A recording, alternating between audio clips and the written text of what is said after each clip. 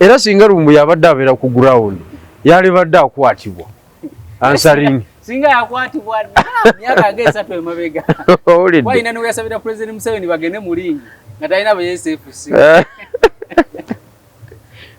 owulidde so ebyo byalegereyo amatu ge amanene tajja tusobola ffe ye afuna Jankube afune visa ayingire mu Uganda ajje tulwanagane wawadukira obuuza naye abebusoga ddala temulinayo muntu asobola kukuba bijiru oyo naye yalaba omusajja yabalemerera ampita mikonzikonzi nze sebo ndi jeno ate nze siri mutiitiizi nga ye kubanga nze jjajja nwana naye wano yekubira kasa bwe ngamba nti jjajja avueko mbyogerera wano ku ground kati ate ye ali mu good life talina kyatugamba naawe era asobola kugasa abo banuupu bwe bityo naye nze talina kyangamba NUP erina moral authority okwogera ku corruption ekyo nakyo kisaana nakyo kyogerweko bannaayi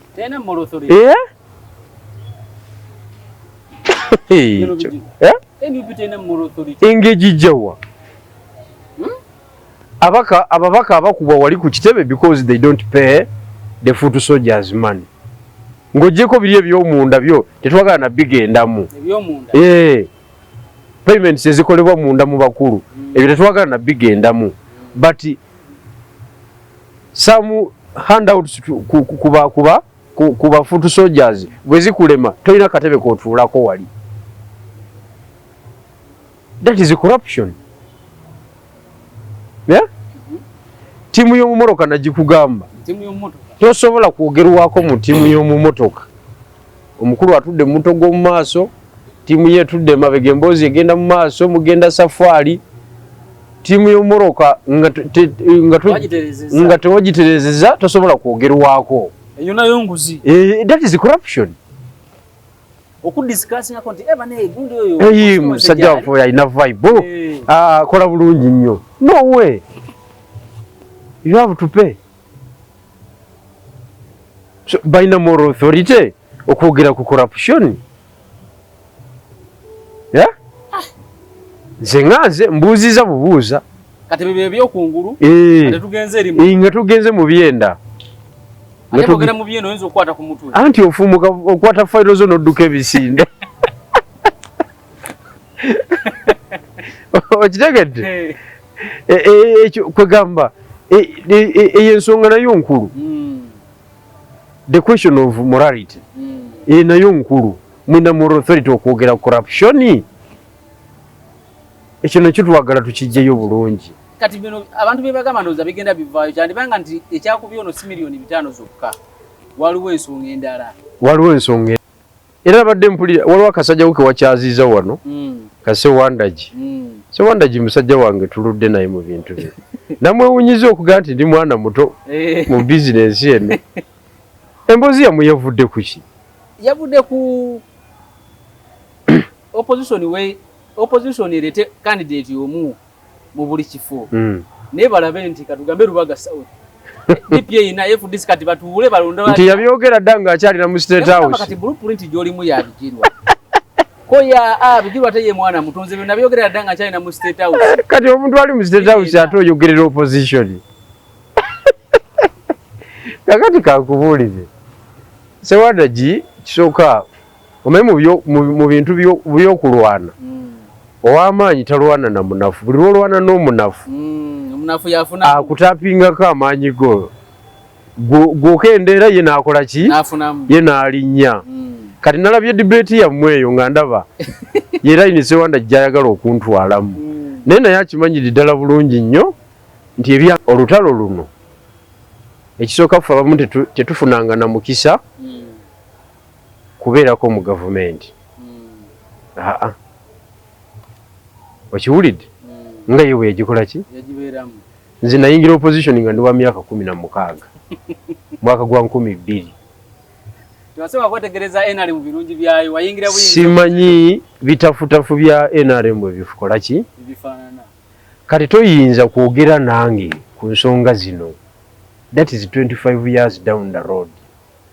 ye yali mu State House naye oba yali akola ki mu State House mobilizer State House mobilizing Zayana yali mobilizer mobola banyazi chairman ate kati nyazi chairman mobilizing the opposition ne State House ina position ya mobilization simanyi yetegereze oba yatugambye nti yali mu state research emitwalo 6 ya biliona ngafune milioni 1.6 kati nze biliona nali champion ku opposition nali edisi wa Haji Sebagala biliona nga nza ggulo oluggi bwenti era nga ayagala omulaba yenna nga tosobola mutuuka ko nga toyise kunze ate Haji be baali waawo nga bavuga ebyobufuzi bya opposition era 2.5 tugenda okukimaaji Dr. Besigye ku kisaayi kifaanyi tewakiraba nakiraba nga si kirimu kati yali luddawa 2.5 myaka abiri emabega yali luddawa just abantu baffe bagenda ne baagala n'ekintu kyenjogerako takitegeera nga aputunaawo kuba nabadde mpuliriza ebibye mbwe ebibiina byonna bireete bisunsulemu tulondeko alina amaanyi mu ekyo ekitundu eyo idea eri totally different era waliwo ya communities nannyonnyola eyiyo eri totally different nze njogera ku region nti eno region ebeera emyufu eno region ebeera enjeru eno region ebeera ya bbulu nti n'ababadde abamyufu ng'abali mu territory eya bbulu mukyukire muli tetwagala mbw ate kire ekibiina kikole akamyufu ne kino kikole ate abayise mu myufu obwo bajja ate tukole akamyufu akalala eyo confusion ogiteeka mwani waliwo ayinza okuva mu reesi ng'ayise mu kamyufu nga mu DP ayiseeyo n'ogamba ate tukuggyemu osanze owanuupu akusingako kati butamanya bwe butawaanya abantu so ogamba region zibeere empowered politically nti regional political empowerment etegeeza nti which political parties more influential within that region yebetwala waawo ebeere n'obuvunaanyizibwa okutuleetera ba candidate okitegedde so si mbw ate tutegeke obumyufu ate tukole tutya oyo vulungutu waabwe bw'aba gwe yabadde ayogerako si bye byaga kale wona wosinzira okubeera ng'otulaba nkwaniriza nnyo nkubuuzaako nti wasiibye otya afunye okusomozebwa okwenjawulo ofiiriddwa olwaziza n'okusomozebwa okulala nkusaasidde asootuka ku buwanguzi nkuyozaayoza tuli ku MS Media ze Matias Ssekanjako nyina Jeno Bigirwa Moses tugenda kwogera ebigambo olunaku olwaleero gino tukwaniriza buuza abantu abatulaba balungi mwebale nnyo mwebale ddala emirimu gye mukola balamusaako mu ngeri enjawulo ne mbasaasira abafunye ebizibu eby'enjawulo abalwaziza naye kennyini nina abalwadde naye Katonda bw'atyo bwakola ki bw'atambuza ensi bw'atyo bwe yateekateeka abafiiriddwa nammwe mugume Katonda yagabeera yajjawo abeeka muli municipality neyongeramu okubasaba obuwagizi bwammwe saamunsindike mu paalamenti omwaka 2026 Busoga egamba ki okutwalizaamu yonna oba ebaddemu okuyuuguuma kuyitirivu Busoga erimu akayuuguuma era buli munnabyabufuzi bano ababazaabaza abatya challenge bajewoomye bajewoomye tebaagala kwogererayo olw'ensonga nti amazima tabangufu olutalo oluliwo lwayingidde obwakyabazinga twali tukyali ku Lumbuye Lumbuye awalampa obwakyabazinga avumye atyobodde kati ate ne wajja olw'ebyobufuzi nga nalwo luzibu nnyo kati olw'ebyobufuzi olwo abasinga balwewoomye naye nga lukyali awo kubanga lwayitula Rebecca alina omuliro gwe yakumye alina omuliro gwe yakumye waliwo omuwala ayagala kwesimbawo kubawuma n'empi ekamuli naye y'omu ku baminisita b'obwakyabazinga ow'abavubuka so kakati omukadde tumuyite omukadde oba mukayire right honorable Rebecca Litwala kati ye n'agamba nti bali bakoze ki bamuleseeko candidate kati emundu evuga eri awo ye statement gyakoleeyo emundu lumbuye ali kwechagamba mubadde muwozanze mulabe wuno musoko wawulirize ku bigambo bya Kadaga byayogedde nga byalifaalingako ebyakadaga byanjawulo ku byalumbuye byo byanjawulo byanjawulo era lumbuye aleme kuleeta bigambo bya Kadaga azimbire okwo tebikwatagana byombi entebe ngeewo Kadaga kyagyetaagira ddala entebe ewooma munnange entebe ewooma ate bingi nti mukyala ate mulwanyi alaba ng'akyasobola alaba nti kandideeti avira ddala mu Bwakyabazinga kati yagamba olwaba mafiya mu Bwakyabazinga eri abamuleeseeko naye ze kyendowooza nti lwakuba Kyabazinga taliiwo ali UK ali mu kusoma bintu ebimu abiri distance naye ndowooza nti ensonga baali zimaze nga bukyali bajjemu ono bamuwe ekifo ekirala oba ensonga baali zimaze ng'Obwakyabazinga ne Right Honorable bazituulemu nga bukyali nga tezinaba kusajjuka kusingako awo kubanga Obwakyabazinga institution y'amaanyi abantu bagikiririzaamu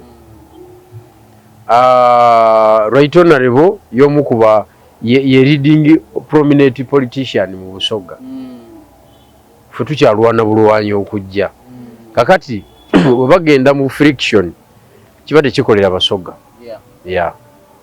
Lumbuye kyebamukola kikulu nalabye agamba naye abeebusoga temwinayo omuntu asobola kukuba bijiru oyo noza naye yamukuba n'amulemerera nga temwinayo asobola kukuba bijiru oyo yetadde ne muzina ensonga zennyini zino zetwayogerako luli temwinayo omuntu asobola kukuba bijiru oyo ayagala bankube ejjinja bakole batya bakube ndowooza politically bakuteke ku ttaka tewali muntu asobola kukuba bijiru oyo kakati ye kennyini yannemwa ye kennyini si yeyewaana nti mulwanyi kati utala ayagala lusindikirani waba musajja nnyo ava eri ajje wano tasobola kujja wano agenti we tumumanyi ye muwanguzi Andrew amugambe ndowooza oba mpebuwe butwa maybe naye ekyo nakyakirinako obusobozi tisinza muwa protocol team yange tesobola kukkiriza ekyo naye protocol team yo nayo si ya muzannyo tesobola kati abalabe baffe tubamanyi era tubawa distance abalabe tubamanyi so mweyo embeera ffe tujja kulwana abantu bonna baffe Bwakyabazinga bwaffe Right Honorable waffe so ffe tulowooza nti biina okuggwa tetuyinza kubeera mu eyo mbeera tekisoboka busobozi biina Katikkiro waffe Oweekitiibwa Muvawala omuntu atali waffe mu lutalo olwo ye Lumbuye oyingira otya olutalo lw'e lukukwatako Lumbuye ne bannu mwenna mu abanuupu abalwanyisa Obwakyabazinga nabagamba nti mujja kuwangula lutalo olwo nga mulowooza tuwakana naye nze kinyala okubategeeza nti Obwakyabazinga temujja bukuba nnume yakyo batabula omanyi ogamba nti Katikkiro ate yebagajiza ate ine bantu kigambo kinene ekyo ekigambo okimanyi kinene nnyo era singa Lumbuye abadde abeera ku ground yalibadde akwatibwa answering singa yakwatibwa myaka ng'esatu emabega wayina ne weyasabira President Museveni bagende mu lingi nga talina BSFC owulidde so ebyo byalegereyo amatu ge amanene tajja tusobola ffe ye afuna ajjankube afune visa ayingire mu Uganda ajje tulwanagane wabatukire obuuza naye abeebusoga ddala temwinayo omuntu asobola kukuba bijiru oyo naye yalaba omusajja yabalemerera ampita mikonzikonzi nze sebo ndi jeno ate nze siri mutiitiizi nga ye kubanga nze jjajja nwana naye wano yekubira kasa bwe ngamba nti jjajja aveeko mbyogerera wano ku ground kati ate ye ali mu good life talina kyatugamba naawe era asobola kugasa abo banuupu bwe bityo naye nze talina kyaŋŋamba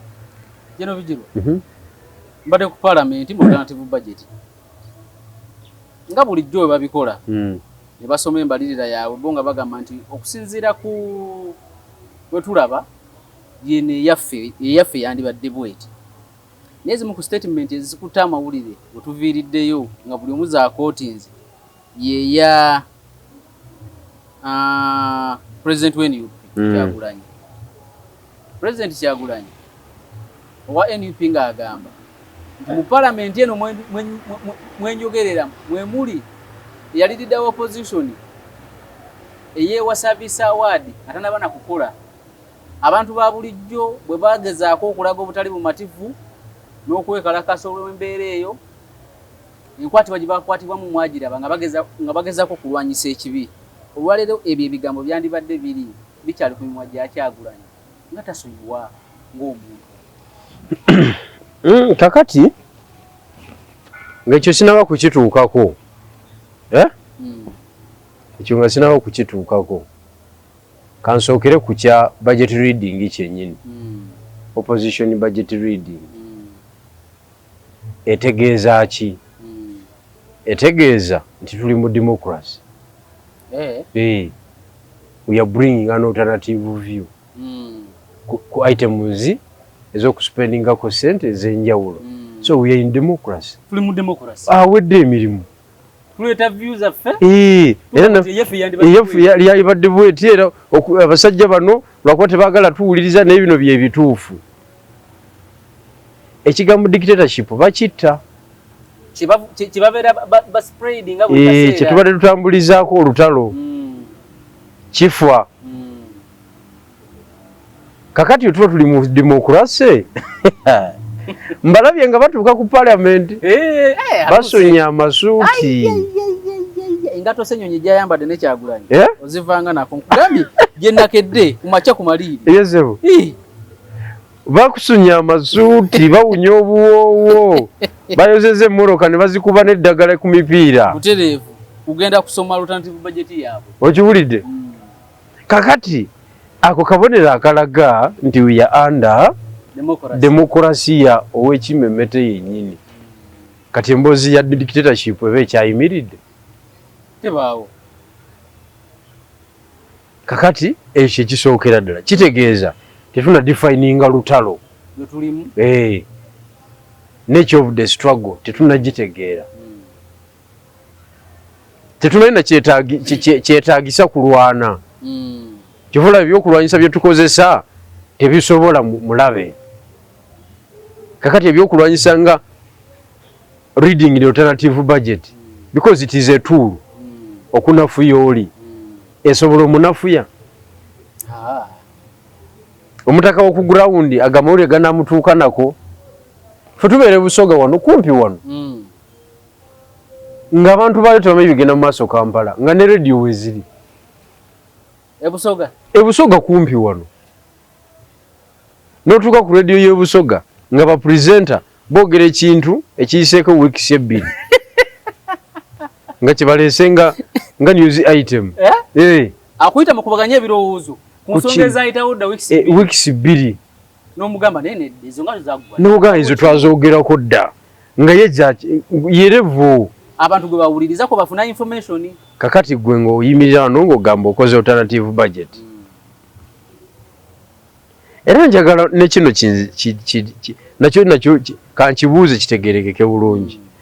Amasuuti agavunaanibwa nga mpuuga nti ow'amasuuti ow'obusuuti genda byolwaleero nga masufu ate gasinga n'aga mpuuga. Beetegese nga bw'oneetegekera omukolo gwo akaviri n'okasala esuuti n'ogifuna engatto nga yeeyo alternative budget n'esomwa parliament n'ekutegekera bulungi nnyo era n'esituminga waakawo nga waabadde. Ekyo nkimaze abawuliriza mumumanyi ekyokusalawo ku ekyo nti bye bavunaana mpuuga yali fulale baali baagala kifo. Okiwulidde? Baali baagala kifo era olaba essanyu non-verbal communication in terms of facial expression. Kyagulanyi ng'akwata Kyagulanyi Ssennyonyi olabira ddala nga omuntu gwe yali ayagala yali mu kifo. Era abadde musanyufu nnyo mu kufaanana. Kakati naye gwe omutaka wa wansi olina ky'otugamba I mean gwe mutaka wa wansi olina kyofunamu mu eyo life eriye Kampala high life kwanga mpozingemu kati nnyo pozingamuko kati omuntu wa wansi yalina kyakifunamu ekyo so omuntu wa wansi amasuuti ga Ssenyonyi ag'ebbeeyi ennyo n'owekitiibwa Kyagulanyi kifaananyi ndowooza okiraba kyekugamba okiraba ekifaananyi eno gye nkugambye facial what expression fe abasoma photographic interpretation tukuba tukubuulira kakati that is point number 1 kati bwe tugenda ku statement gyakoleddeyo trending nti abantu beewa service award nga tebanakola kati enjawulo ya General Museveni kutulwanyisa ne fe abamulwanyisa awo weeri General Museveni abaali bamukosezza bonna bw'adiringa ne issue awo n'agimaliriza ngadda kuki ku birala kiruba lutalo lwa lubeerera nze ebigambo General Museveni binakamuwulirako byaddingana ebyokujeregerera ate nga sina bya lutalo byebigambo byayeeya abantu baawa abantu baawo mu Bukedde sub-region nti balima emmere ya kida kyonka subsistence farming kyekigambo kyaddingana subsistence farming naye sebo taddingana bigambo ate naddala ebyolutalo alina gwe abadde akubagana naye abadde wa munda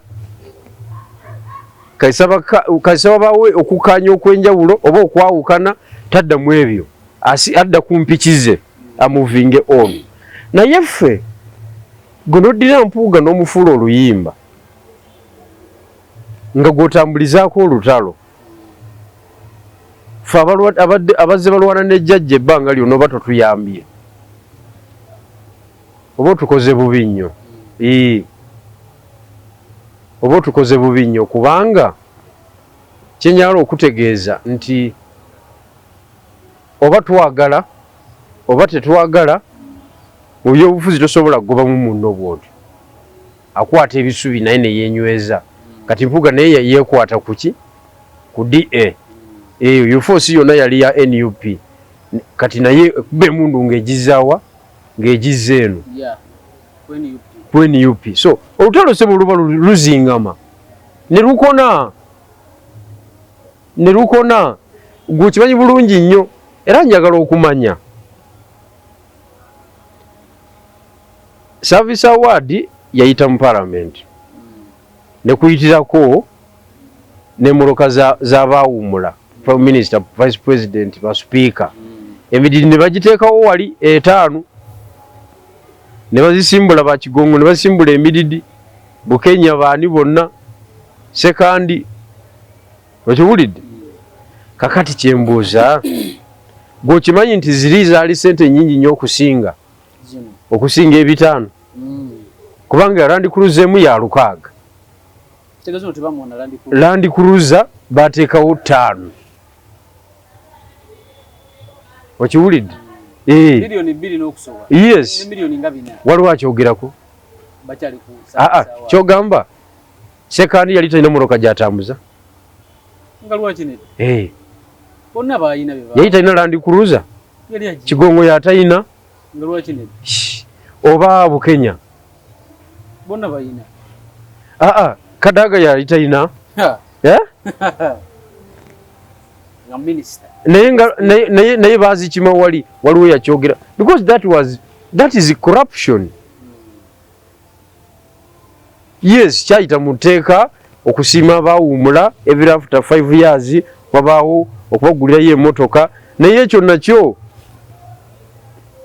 okusinza ku economy yaffe ebeera nga corruption kubanga ebeera misuse of public fund kakatya waliwo akyogerako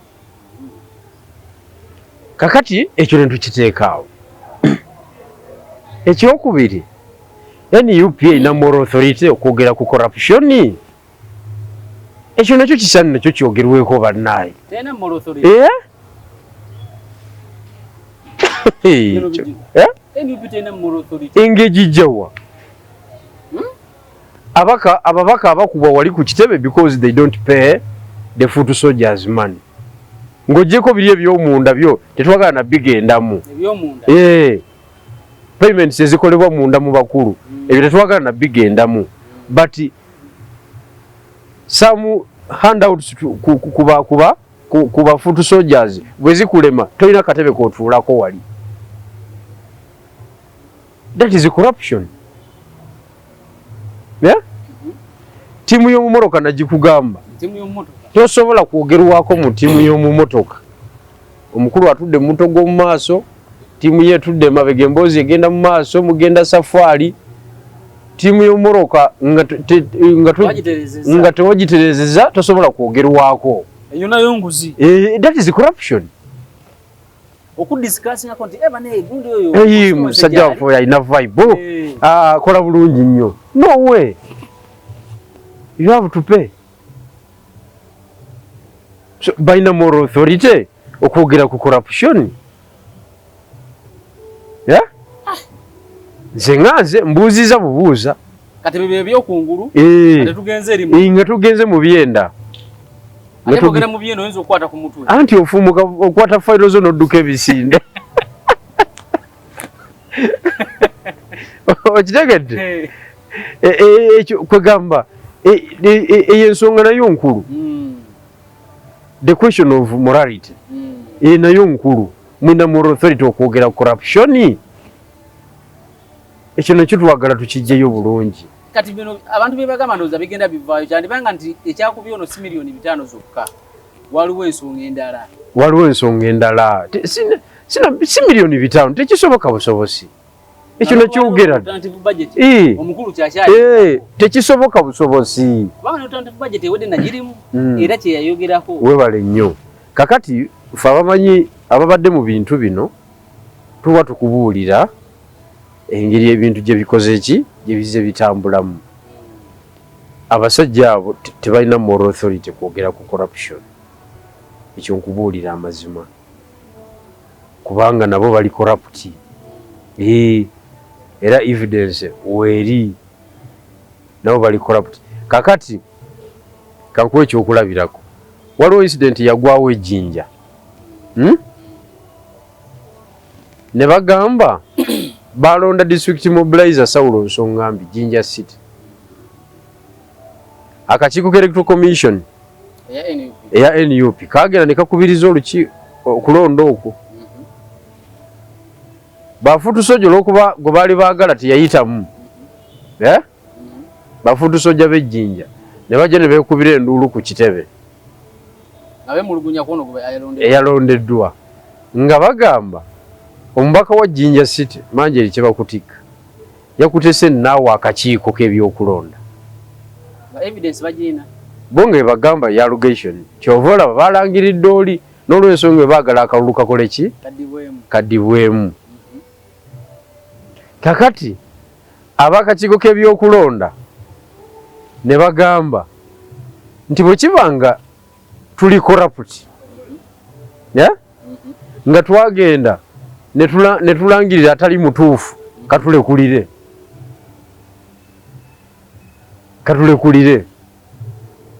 kale tebawooyawooya bawooyewooye.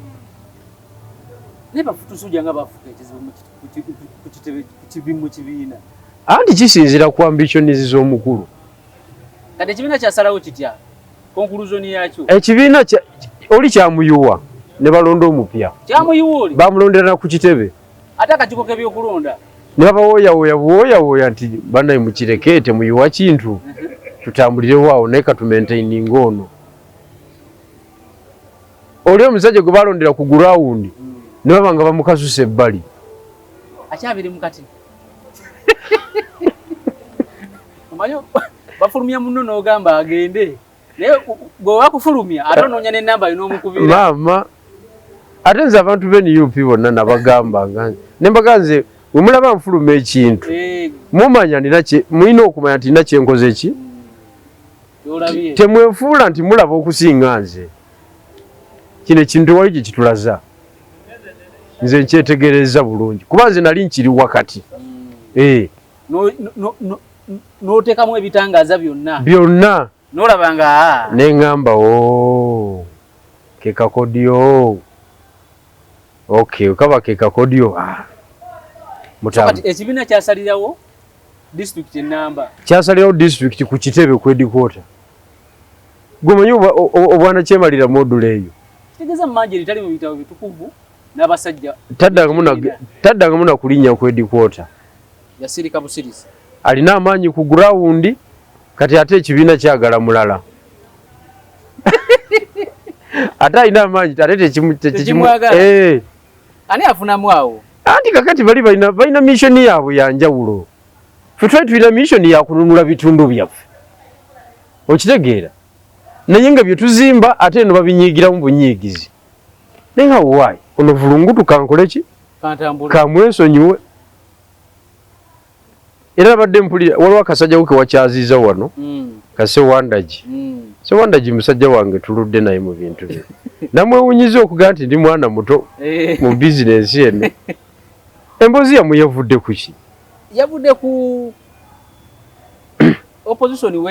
opposition erete candidate omu mu buli kifo naye balabe nti katugambe Lubaga South DPA na FDC kati batuule balonda nti yabyogera dda ng'akyalira mu State House kati blueprint gy'olimu yabigirwa koya bigirwa ate ye mwana mutonze byo nabyogera dda ng'akyalira mu State House kati omuntu ali mu State House ate oyogerera opposition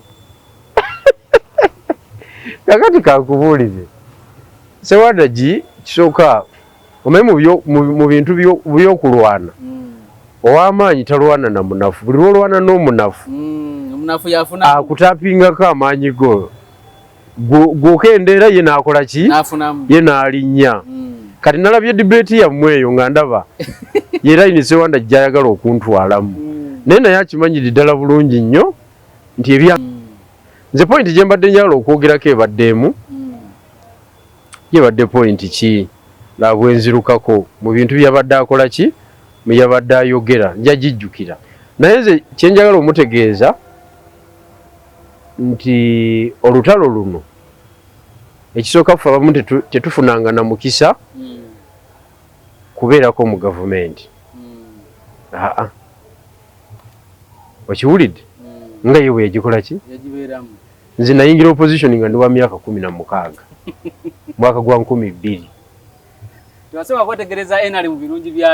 simanyi bitafutafu bya NRM bwe bikola ki kati toyinza kwogera nange ku nsonga zino that is 25 years down the road ye yali mu State House naye oba yali akola ki mu State House State House temobilizinga ate kati Nyanzi chairman mobilizing opposition State House ina position ya mobilization yetegereze oba yatugambye nti yali mu state research kati nze biliena nali champion ku opposition nali edisi wa Haji Sebagala nga nza ggula oluggi bwenti era nga ayagala omulaba yenna nga tosobola mutuukako nga toyise kunze ate Haji be baaliwaawo nga bavuga ebyobufuzi by'opposition era 2005 tugenda okukima Dr. Besigye ku kisaayi kifaanyi tewakiraba nga si kirimu kati yali luddawa 2005 myaka emabega yali luddawa just abantu baffe bagenda ne baagala n'ekintu kyenjogerako takitegeera nga up to now kuba nabadde mpuliriza ebibye mbwe ebibiina byonna bireete bisunsulemu tulondeko alina amaanyi mu ekyo ekitundu eyo idea eri totally different era waliwo ya communities nannyonnyola eyiyo eri totally different nze njogera ku region nti eno region ebeera emyufu eno region ebeera enjeru eno region ebeera ya bbulu nti n'ababadde abamyufu ng'abali mu territory eya bbulu mukyukire muli Tetwagala mbu ate kire kibiina kikola akamyufu ne kino kikole ate abayise mu myufu obo bajja ate tukola akamyufu akalala. Eyo confusion ogiteeka mwani. Waliwo ayinza okuva mu reesi ng'ayise mu kamyufu. Nga mu DP ayiseeyo. N'ogamba teka tukugjamu. Mbu tukuggyemu osanze Wanuupu akusingako. Kakati butamanya bwe butawaanya abantu. So ogamba region zibeere empowered politically. Regional political empowerment etegeeza nti which political parties more influential within that region yebetwala waawo ebere n'obuvunaanyizibwa okutuleetera ba candidate okitegedde so si mbu ate tutegeke obumyufu ate tukole tuti oyo vulungutu waabwe bw'aba gwe yabadde ayogerako si bye byange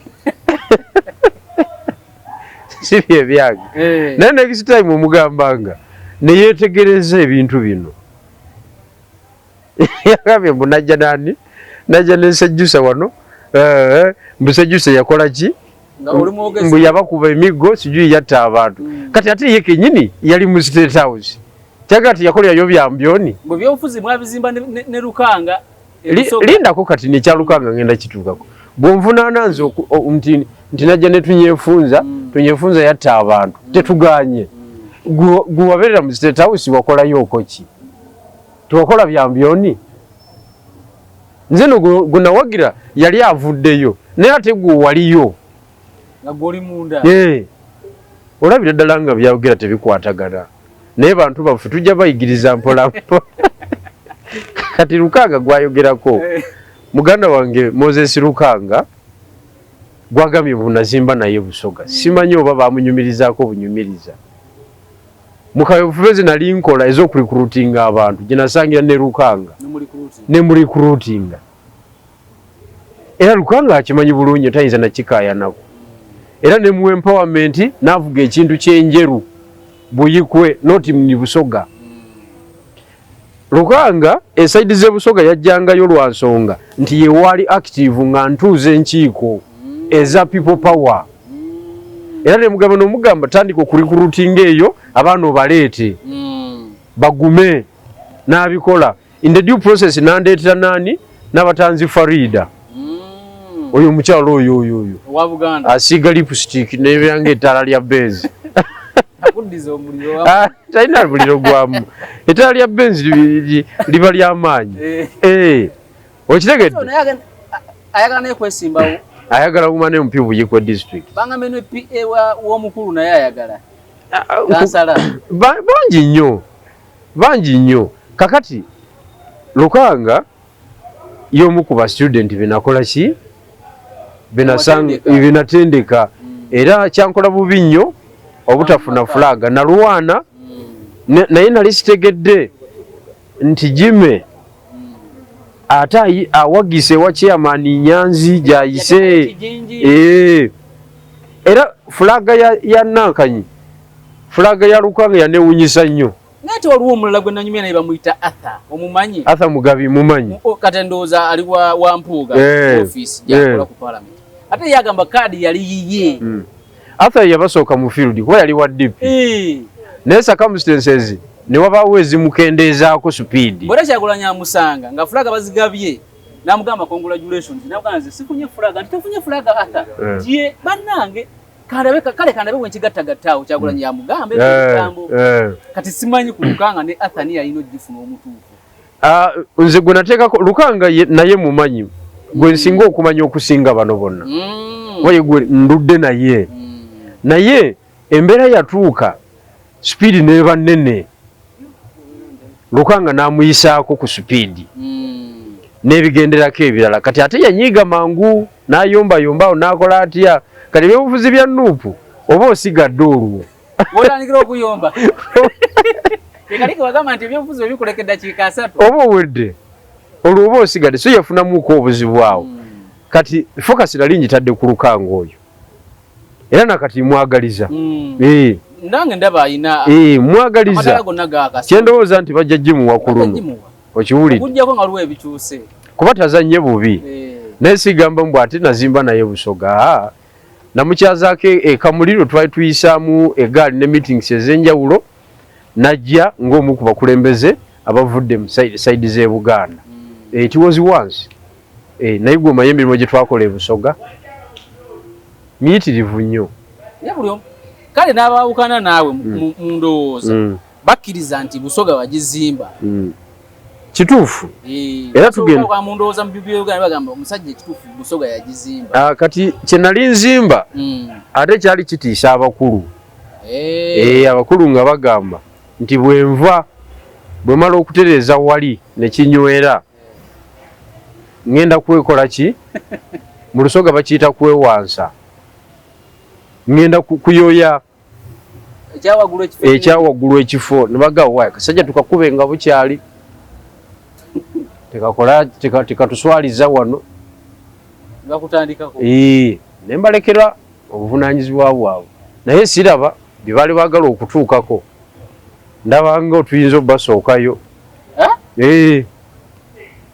Ndabanga tuyinza obbasookayo.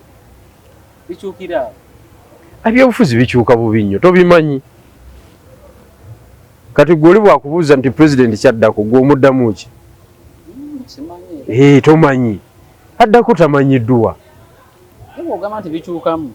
Bikyuka. 2016 nzijukira zaake yeesimbawo wa MP. DP yamu matikiti n'ejuwa bamuyita linyandi era bide musajja munene yemeya kati. Kati Namboze bajja okunoonyeza owa DP akalwe yagamba ab'emityana baddaala nomugenda kusindika abaana mu parliament bagenda okutuma bano Sseggona ono gwe musindika kati ageza kuzaake ono gwe mwagala osindika omwana omuto Basseggona bagenda mutuma airtime wakyaliwo airtime obudde obw'okutakula bagenda mutuma amazzi talina kyasobola kukola naye olwaleero Namboze akakkana eri zaake.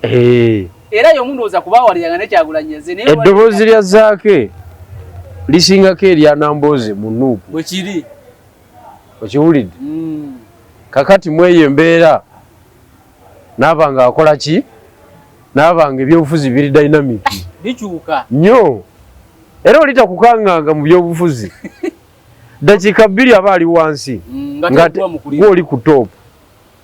Ebyobufuzi kankubuulire abasajja Abanyarwanda baava wano baani ba Rwejema ba Bunyenyezi nga bagenze kukwata kintu nga pulezidenti ye Rwejema yakikwata yatuuka naye nga ekyamutuukako waliwo yali akibaze Kagame ate ali mu kibalo nakati akyabatwala.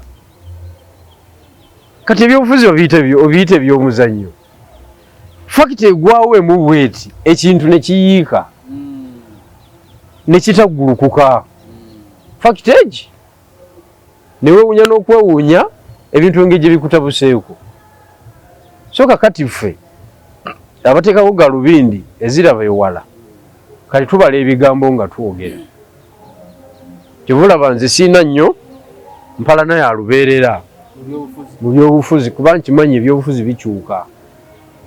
Abadde omulaba olwaleero enkya n'abeera alayi ate abadde alayiwo ate n'afuuka omulabe ow'amaanyi atagambikako. Nalukola yingi atuuka awo atuusa awo mu muwolo mwe tubadde omugana ebintu bikyuka. Nalukola yali tamanyi nti musire ekisanja n'abeera omubaka wa Kampala era Ssegirinnya bwe yawangula abeewaabwe baasanyuka naye n'asanyuka n'olwaleero kati Nalukola yatuddemu ye mubaka bali mumaziga nti owaabwe yagenda ye mubaka. Kati kankubuulire General Museveni mu 8 tewaaliwo kabonero konna kalaga nti alifuuka pulezidenti kubanga ebibalo ebyakabi byali mu 8 awo va ku ebyo bakuba Idi Amin byali bya struggle biki naye 7 Museveni yali mu kibalo paka mu 81 myaka egyo naye ebyobufuzi ebyali mu myaka 2 gwobimanyi gwomanyi enafuya gye banafuyamu Museveni oyo mwegyo emyaka 2 byayitamu naye nga ye ekiroto kyakirina ekisanvu akirina wano mpazi bagamba tokirabamu concealment ng'ekiki kyagoba akimanyi tugenda otuuka mu 86 wayitawo just myaka egi ng'ekintu akikutte nga teyali mukiro nkugambye nga tokimuwa nga tekisoboka bw'oyita ojjaoko nga bakyaliwo kubanga nabo benyini baddawo ne bagamba kati singa ono avaako ono yasobola okudda ono n'addawo kakati obuntu takukanganga mu byobufuzi tebakulimba omuntu akukanganga mu byobufuzi nze nkubuulira aba talina kyatugamba nze nganze omuntu asobola kunkanga mu birala naye mu byobufuzi dakiika budakiika ng'ebintu byakyuse dda kyobalaba abasirikale bakuba saluti leo waiko juu kesho waiko chini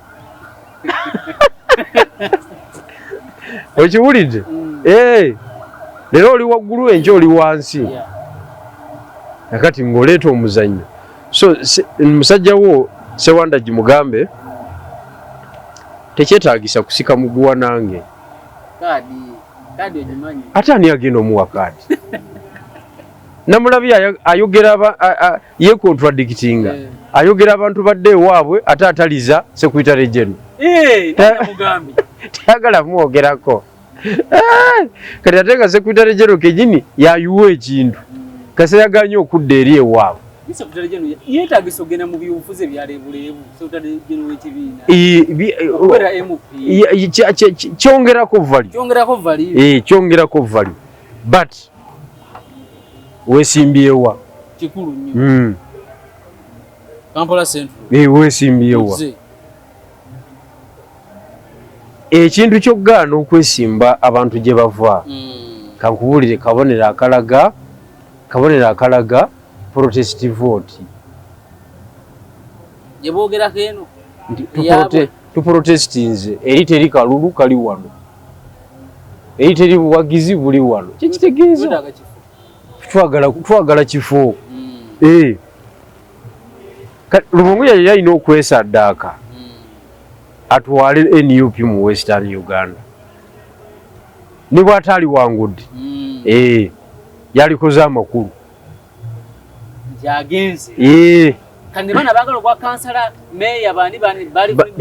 yalibadde kyakulabirako bonna ne bafubutuka emisinde bawaiswa bonna ne badde Busoga naye kasi takiriku ye ne Nubian bakulu nnyo Nubian kasi yagaana okudda Arua Nakawa waliwo omusajja speaker kati ate we Nakawa naye ayagala kujjaawo kadi ya Nubian oyo Luyombya eyo kadi ya Nubian y'obwa meeya bwawo naye ekyo kitegeeza vote of no confidence mu kibiina nti ekibiina outside Buganda tekiriiwo outside Buganda tekiriiwo. That is the implication. So tekiriiko wadde okubuuza nze wa regional political empowerment era ekikolwa kya Oweekitiibwa Lubongoya ne Nubian Lee ne Waiswa okwesimba mu Kampala kijustifyinga kye tuyita regional political empowerment.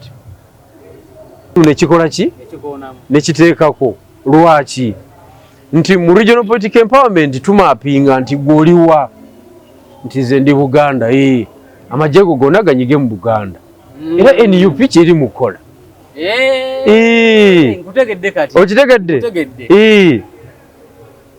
Amanyi ogalina mu Buganda awo. Awo. Obonyweza. As simple as that. Era NUP kyekoze. Kiri mukola. Kakati lwaki tekkiriza tugifulire ddala public policy as opposition. Tugambe nti ababbulu muli luddawa ndi tuli eri ne munyweze. Singa kyava dda ne mu ddiiro naye kati bagenda bajjamu kapointi kamukamu. Blueprint ebirungo ebirala babirekayo. Kyekisinga okunnuma. Aba FDC nabo kye baliko. nabo bali tenso gye bakolera ebikwekweto na Mbale okiwulira UPC lango yo tevaayo era ono omukyala wakena agenda kukubira ono minisita wa health wewunye n'okwewunya Ruth Achenge Mulira municipality eri territory tabadde mbaka wa parliament tabadde ayagala kuyingira n'ayagala kujja ne baasi ye kati ye tamanyi nti wali ebaasi bagigobawo Mulango sub-region baasi bagigobawo baddayo mu kasulumuzo aliyo yani General Ruth Achenge General Ruth Achenge ina constituency gyalimu agivaamu addeeno agivaamu advancing ekimujjayo ono General Ruth Achenge ye minister wa health alina akasajja ke yawagira mu constituency ye yoli akateekamu n'omunnyo mu constituency ya Betty Among kakati n'agamba ye owagidde ono kanzijire ddala gwe kennyini oyagala okola ki okwesimba ompulire gwe kennyini eno nvuddeyo gwe kennyini eno nange ndeseeyo gwendekayo kanzije twabike naawe ojja kuwulira endulu bwegenda okuvuga eyo olwo jjajja yanaalutaasa naye ayinza bombi baminisita be naye waliwo ekibiina kyawo regional political empowerment kati ife byetwogera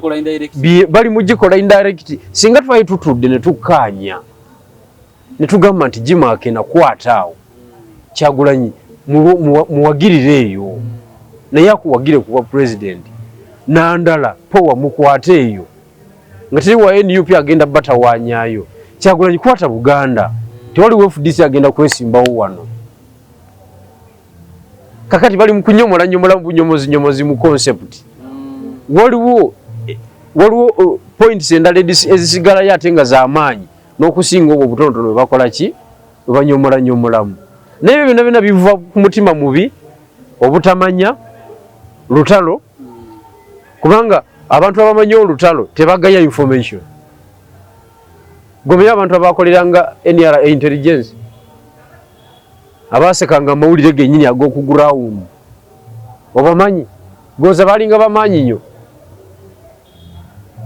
bwalinga buvukavuka na bwana butototo nga bwe buleeta amawulire ne gatuuka ku high command bwekuba kuleyinga ambushi ne bagigenda ne bagireyinga okitegedde naye kakati eno opposition yaffe gaya mbubigirwa yani ayogera obwa president kiba ogenda okuwangula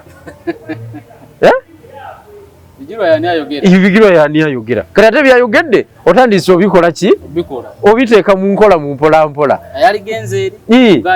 kubanga Lubongoyo okwesiba mu Kampala Central Waiswa Nakawa East oba West Nubiandiri Nakawa Division Salamuwonge bwa kansala Makindye eyanigenze Kamwenge Salamuwonge si wa muno Kamwenge Kamwenge Odoloza wawano Sebane manyi wawano Kamwenge okay tugende maaso Kamwenge kati mujifue okuba kasuka eyo bagende bagaziyo olutalo obatadde wano no confirming ekintu kyabigirwa kyakola ki era singa Lumbu yabadde abeera ku ground yali badde akwatibwa answering singa yakwatibwa myaka ag'esatu emabega wayina niwe yasabira President Museveni bagende mulingi nga talina BSFC owulidde so ebyo byalegere amatu amatu gaga manene tajja tusobola ffe yafuna jankube afune visa ayingire mu Uganda ajje tulwanagane wawadukire buza naye abebusoga ddala temwinayo muntu asobola kukuba bijiru oyo naye yalaba omusajja yabalemerera ampita mikonzikonzi nze sebo ndi jeno ate nze siri mutiitiizi nga ye kubanga nze jjajja nwana naye wano yekubira kasa bwe ngamba nti jjajja avueko mbyogerera wano ku ground kati ate ye ali eri ali mu good life talina kyatugamba naawe era asobola kugasa abo banuupu bwe bityo naye nze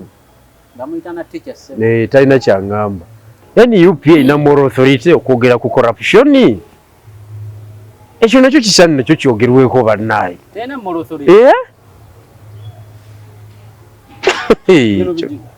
NUP tena moral authority engeri jawa ababaka abakubwa wali ku kitebe because they don't pay the foot soldiers money ng'ogyeko biri eby'omunda byo tetwagala na bigendamu eby'omunda payments ezikolebwa munda mu bakulu ebyo tetwagala na bigendamu but some handouts kuba foot soldiers bwe zikulema tolina katebe k'otuulako wali. That is corruption. Yeah? Timu y'omumotoka nagikugamba. Timu y'omumotoka. Tosobola kwogerwako mu timu y'omumotoka. Omukulu atudde mu muto gw'omu maaso, timu ye tudde mabega emboozi egenda mu maaso, mugenda safari. Timu y'omumotoka nga tewagiterezeza tosobola kwogerwako. Eyo nayo nguzi. That is corruption. Okudiscussing akonti bane gundi oyo musajja waffe alina vibe kola bulungi nnyo. No way, you have to pay. So balina moral authority okwogera ku corruption. Nze nganze mbuuziza bubuuza kati bebe by'okungulu ate tugenze erimu nga tugenze mu byenda ate bogera mu byenda oyinza okukwata ku mutwe anti ofumuka okwata fayiro zo n'odduka ebisinde okitegedde ekyo kwegamba eyo ensonga nayo nkulu. The question of morality nayo nkulu. Mwina moral authority okwogera corruption ekyo nakyo twagala tukijjeyo bulungi. Kati bino abantu bebagamba ndoza bigenda bivaayo cyane banga nti ekyakubyo ono si milioni 5 zokka. Waliwo ensonga endala. Waliwo ensonga era badde mpulira waliwo akasajja wuke wakyaziza wano kase Wandaji. Se Wandaji musajja wange tuludde naye mu bintu bye. Namwewunyiza okuga nti ndi mwana muto mu business eno. Emboozi yammwe yavudde ku ki? Yavudde ku opposition erete candidate omu mu buli kifo. Naye balabe nti katugambe Lubaga South. DPA ina FDC kati batuule balonda nti yabyogera ddanga akyalira mu State House. Kati blueprint gyolimu yabigirwa. Koya bigirwa teye mwana mutonze byo nabyogera ddanga akyalira mu State House. Kati omuntu ali mu State House ate oyogerera opposition. Kakati kakubuulire. Se Wandaji kisooka omanyi mu bintu by'okulwana. Ow'amaanyi talwana na munafu. Buli lwolwana n'omunafu omunafu yafuna akutapingako amaanyi go gwokendeera ye naakola ki ye n'alinnya. Kati nalabye debate yammwe eyo nga ndaba yeera ine Se Wandaji gy'ayagala okuntwalamu naye naye akimanyiri ddala bulungi nnyo nti ebya olutalo luno ekisooka ffe abamu tetufunanga na mukisa kubeerako mu gavumenti.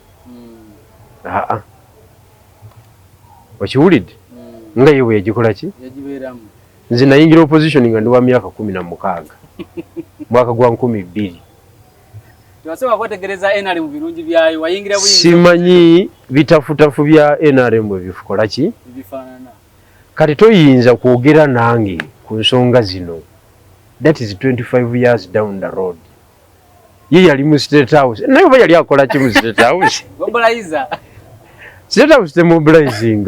Nze yali mobilizer obola banyazi chairman. Ate kati nyazi chairman mobilizing the opposition.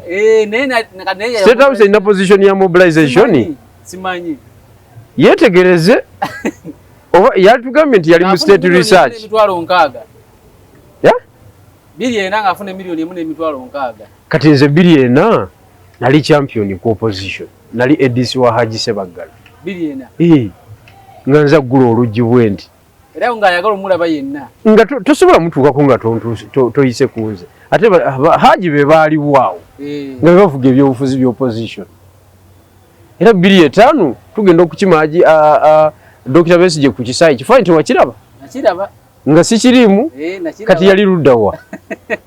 2.5 myaka aga. Myaka 2. Emabega. Yali luddawa. Just abantu baffe bagenda ne baagala n'ekintu kyenjogerako takitegeera nga up to now. Ko nabadde mpuliriza ebibye mbwe ebibiina byonna bireete bisunsulemu tulondeko ayina amaanyi mu ekyo ekitundu. Eyo idea eri totally different. Era waliwo ya communities nannyonnyola eyiyo. Eri totally different. Nze njogera ku region. Nti eno region ebeere emyufu. Eno region ebeere enjeru. Eno region ebeere ya bbulu. Nti n'ababadde abamyufu ng'abali mu territory eya bbulu mukyukire muli. Tetwagala mbw ate kino ekibiina kikole akamyufu ne kino kikole ne kino kikole ate abayise mu myufu obwo bajja ate tukole akamyufu akalala. Eyo confusion ogiteeka mwani. Waliwo ayinza okuva mu reesi ng'ayise mu kamyufu. Nga mu DP ayiseeyo. N'ogamba ate katukugjamu. Mbutukugjeemu osanze wanuupu akusingako. Kakati butamanya bwe butawaanya abantu. So ogamba region zibeere empowered politically. Regional political empowerment etegeeza nti which political parties more influential within that region yebetwala waawo ebeere n'obuvunaanyizibwa okutuleetera ba candidate okitegedde so si mbw ate tutegeke obumyufu ate tukole tutya oyo vulungutu waabwe bw'aba gwe yabadde ayogerako